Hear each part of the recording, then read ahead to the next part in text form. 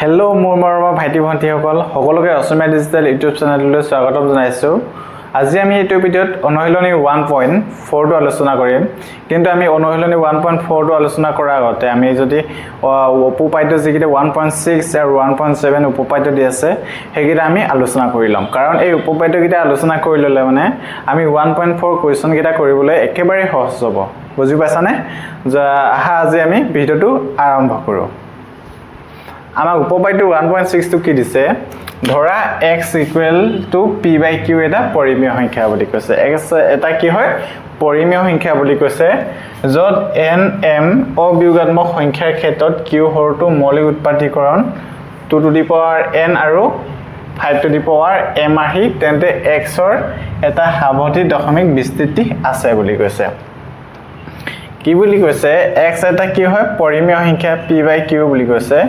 আৰু q যেতিয়া q টো আমি মৌলিক উৎপাদক যদি কৰো, যদি 2n আৰু 5n আৰ্হিত আহিব, তেতিয়া কি হ'ব?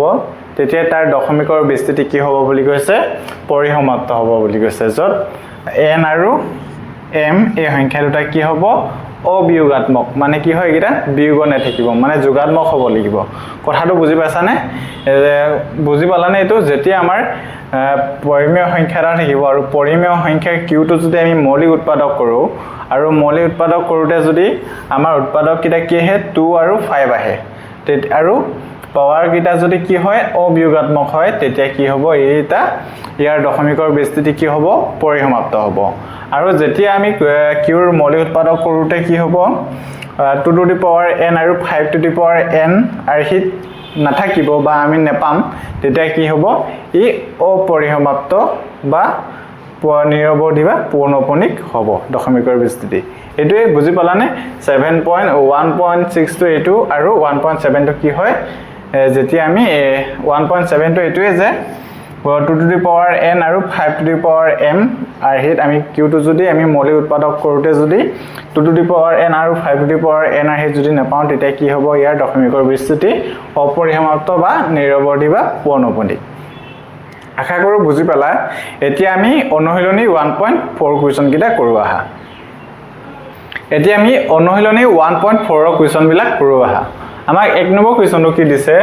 দীৰ্ঘহৰণ নকৰাকৈ তলত উল্লেখ কৰা পৰিমেয় সংখ্যাবোৰৰ কোনবোৰৰ দশমিকৰ বিস্তৃতি পৰিসমাপ্ত নাইবা কোনবোৰৰ নিৰৱধি পৌনঃপুনিক দশমিক বিস্তৃতি থাকিব বৰ্ণনা কৰা গৈছে।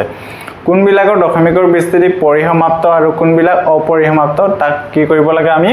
আমাক দীৰ্ঘহৰণ নকৰাকৈ কি কৰিব লাগে? আমি কৰি দেখুৱাব লাগে, হয়নে নহয়? এতিয়া চোৱা, যেতিয়া আমি এনেদৰে দীৰ্ঘহৰণ নকৰাকৈ আমাক উলিয়াব দিয়ে কি কয় দশমিকৰ বিস্তৃতি পৰিসমাপ্ত হয়নে নহয়, তেতিয়া আমি কি কৰিম? q টো আমি মৌলিক উৎপাদক কৰিম।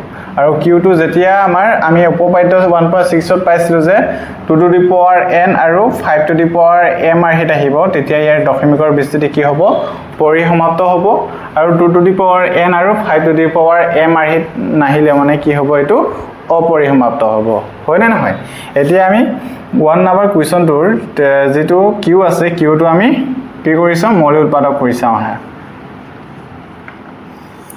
ইয়াত 5ৰে যাব, হয়নে নহয়? 5 × 30, 5 × 2 = 10, 5 × 5 = 25 আৰু 5ৰে 5 × 1 = 5, 5 × 2 = 10, 5 × 5 = 25। 5ৰে কেইবাৰ যাব? 5 25 গুণ আকৌ 25ক কেইবাৰ যাব? 5ৰে 5 বাৰ, 5 × 5 = 25, 5 × 1 = 5, হয়নে নহয়? এতিয়া চোৱা 13, তাৰপিছত তলত কিমান আছে? 3125ৰ উৎপাদক কি পালোঁ আমি? 5^5, হয়নে নহয়? এতিয়া চোৱা, এতিয়া আমি q টো আমি 5m আৰ্হিত পাইছোঁ, হয়নে নহয়? গতিকে ইয়াৰ দশমিকৰ বিস্তৃতি কি হ'ব? দশমিকৰ বিস্তৃতি এটাকে দশমিক বিস্তৃতি কি হ'ব? পৰিসমাপ্ত হ'ব, হয়নে নহয়?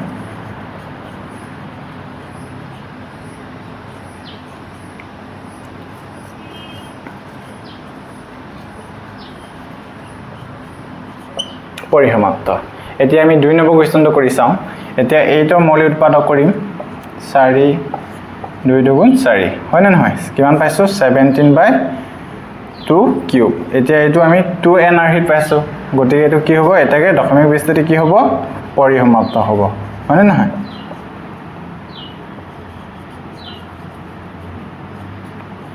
পৰিসমাপ্ত হ'ব এতিয়া আমি 3 নম্বৰ কোৱেশ্চনটো কৰি চাও আহা 455 বৰ যদি উৎপাদক কৰো তেতিয়া কি হ'ব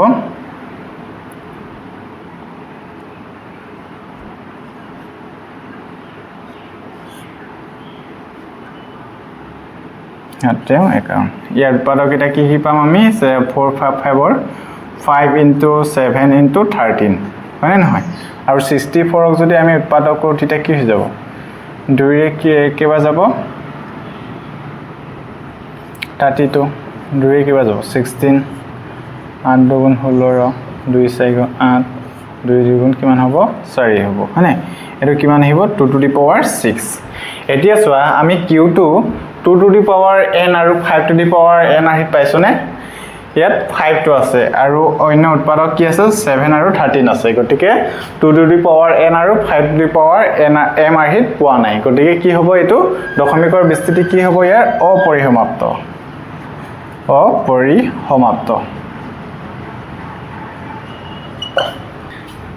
এতিয়া 4 নম্বৰ কোৱেশ্চনটো কি দিছে 15/1600 দি আছে হয় না নহয় আমি প্ৰথমে কি কৰিম 1600 ৰ মৌলিক উৎপাদক উলিয়াম 16 কেবা যাব 8 দুগুণ 16 2 কেবা যাব 400 বাৰ 2 কেবা যাব 200 বাৰ আৰু 2 কেবা যাব 100 বাৰ 2 কেবা যাব 50 বাৰ 2 কেবা যাব 25 বাৰ 25 ক 2 যাব জানো না যায় 5 কেবা যাব 5 বাৰ গটিকে আমি q2 কিমান পাইছো 2 কেটা বলো 2 to the power 6 into 5 into 5 এতিয়া চোৱা 15 যদি আমি মৌলিক উৎপাদক কৰো কিমান হ'ব 15 3 5 গুণ 15 হয় নহয় 3 into 5 এটা 5 5 কাট খালে কিমান থাকিলে 3/2 to the power 6 into 5 এতিয়া চোৱা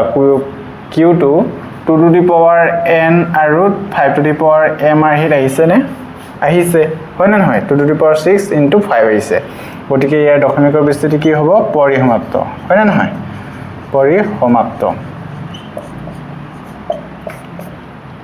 এতিয়া আমি 5 নম্বৰ কোৱেশ্চনটো কৰো আহা 5 নম্বৰ কোৱেশ্চনটো 346 যদি আমি মৌলিক উৎপাদক উলিয়াও তেতিয়া কি হ'ব 7 এ যাব কেবা যাব 49 বাৰ আৰু 7 এ কেবা যাব ইয়াক 7 বাৰ এটা কিমান হ'ব 29 কিমান হ'ব 7 কিউব আমি তলত 2 to the power n আৰু 5 to the power m আহিত পাইছো জানো নাই পোৱা গটিকে ইয়াৰ দশমিকৰ বিস্তৃতি কি হ'ব অপৰিসমাপ্ত হয় না নহয় অপৰিসমাপ্ত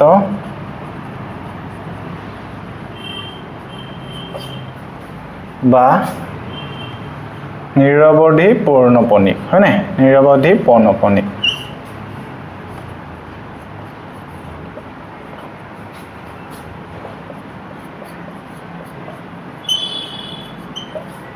আশা কৰো সকলোৱে 5 নম্বৰ কোৱেশ্চন লাগে বুজি পালা আমি এতিয়া বাকি কোৱেশ্চন কিটা কৰো আহা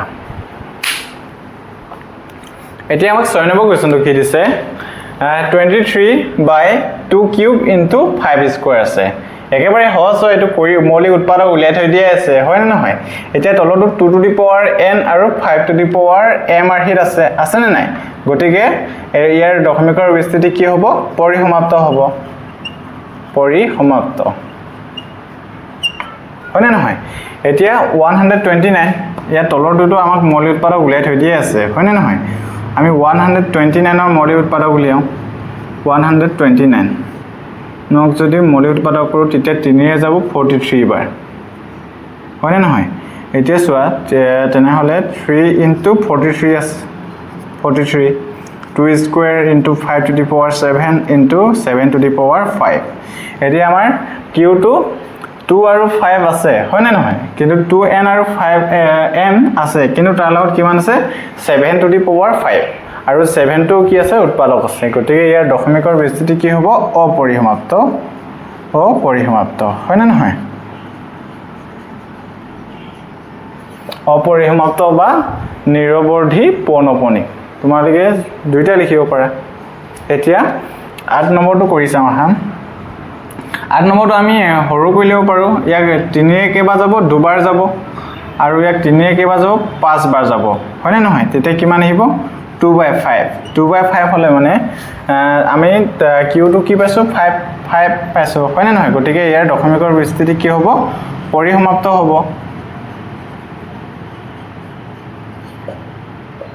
একেবাৰে সহজ হয় না নহয় এতিয়া 9 নম্বৰ কোৱেশ্চনটো কি দিছে 35/50 দিয়া আছে হয় না নহয় এতিয়া চোৱা আমি ফেৰ 35 টো কিমান লিখিব পাৰো এতিয়া আমি এটো তোমালকে মৌলিক উৎপাদক উলিয়াই গতে তোমালকে হৰু কৰি লব পাৰা কেনেদৰে চোৱা এক 5 ৰে কেবা যাব 7 বাৰ যাব আৰু এক 5 ৰে কেবা যাব 10 বাৰ হয় না নহয় গতিকে এটো এতিয়া আমাৰ উৎপাদক কি লিম 7/10 ৰ ওপৰত 7 আহিলে 10 আৰু 10 ৰ উৎপাদক কি হ'ব 2 * 5 হ'ব নে নহব তেতিয়া কি হ'ব 9 ৰ দশমিকৰ বিস্তৃতি কি হ'ব পৰিসমাপ্ত হ'ব কাৰণ তলত 2 to the power n and 5 to the power m আহি আহিছে হয় না নহয় এতিয়া চোৱা এতিয়া কি হ'ব ইয়াৰ দশমিকৰ বিস্তৃতি পৰিসমাপ্ত